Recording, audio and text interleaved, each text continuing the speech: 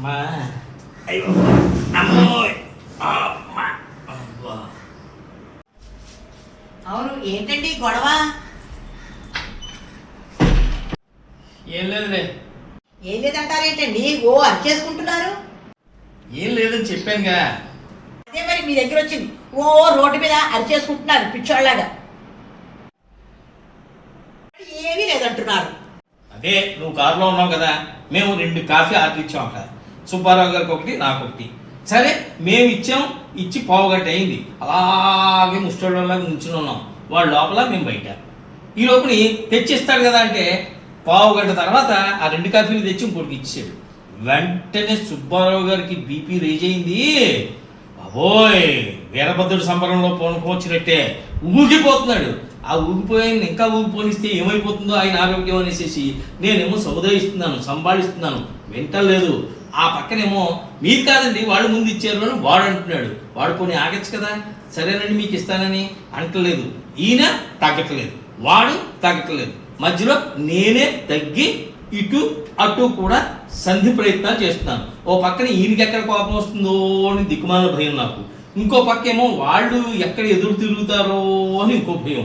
పక్కన కస్టమర్కి వాళ్ళు 2 కప్పులు ఇచ్చారు, నిజమే వాళ్ళు ముందు ఇచ్చారు. కానీ మేము ఇచ్చింది ఒక అమ్మాయికి ఇచ్చాం. ఆ అమ్మాయి ఏమో వాడికి చెప్పలేదు, వాళ్ళ ఆయనకి. సో అందుకని ఈ చిన్న కమ్యూనికేషన్ గ్యాప్లో వచ్చినటువంటి విధం అన్నమాట ఈ సమస్యకి మూల కారణం ఏంటో తెలుసా? ఏంటండి? ఇగో, అహం. మన అహం దెబ్బతింది అంటాం చూడు. అహం దెబ్బతింటే ఈ ఉచ్చం నీచం ఏమీ ఉండవు. అది మనం ఎంత గొప్పవాళ్ళమా, ఎంత పెద్దవాళ్ళమా, ఎంత వయసు ఉన్నవాళ్ళమా, ఎంత ఆరోగ్యకరంగా ఉన్నవాళ్ళమా, లేదా అనారోగ్యం బారిన పడతామేమో అన్న ఆలోచన కూడా లేకుండా ఒక్కోసారి ఆ ఈగో ఎప్పుడైతే హర్ట్ అయిందో మనం ఉపేక్షించేది లేదని అవతల వాళ్ళ మీద తిరగబడతాం. ఆ తిరగబడడం ద్వారా మనం రోగాల బారిన పడతాం. అదే అందుకే చెప్తారు, ఈగోని మించినటువంటి శత్రువు మరొకడు లేడు అని. అయ్య బాబోయ్, నిజమేనండి. చివరికి సారీ చెప్పాడు వాడు. సారీ చెప్పాక సుబ్బారావు గారి ఆవేశం తగ్గి, ఆ బీపీ అంతా తగ్గి అని ఊగిపోతున్నవాడల్లా కాఫీ తాగేసి అక్కడ పెట్టేసేసి కప్పు, ఏమన్నా సూర్యబాబు గారు మీరు తప్పు చేశారు, అసలు వాడిని డబ్బులు అడిగేసేసి మనం కాఫీ తాగకుండా వెళ్ళిపోవాల్సింది అని అన్నారు. కానీ మన మనస్సులో ఏంటంటే అక్కడ జరిగింది కమ్యూనికేషన్ గ్యాప్. ఆ చిన్న దాని వల్ల మనం ఎందుకు అవతల వాడిని ఇబ్బంది పెట్టడం, లేదా మనం ఎందుకు అంత ఇబ్బంది పడడం? ఆల్రెడీ పావుగంట సేపు మేము వెయిట్ చేస్తూనే ఉన్నాం. ఇంతకీ చెప్పొచ్చేది ఏంటంటే, గరికపాటి నరసింహారావు గారు చెప్తూ ఉంటారు అప్పుడప్పుడు, ఈ పానీపూరి దగ్గర, చాట్ బండార్ దగ్గర, టీ కాఫీల దగ్గర ముష్టోళ్ళ కన్నా హీనంగా ఆ బయటే నుంచుని అలా తింటం అనేది కూడా మనం తగ్గించుకోవాలయ్యా. ఎందుకంటే ఏదో నిన్ను చూసి చెప్తున్నాను అని మాత్రం అనుకోకు, కానీ ఈ మధ్య నీకు కూడా అలవాటైంది.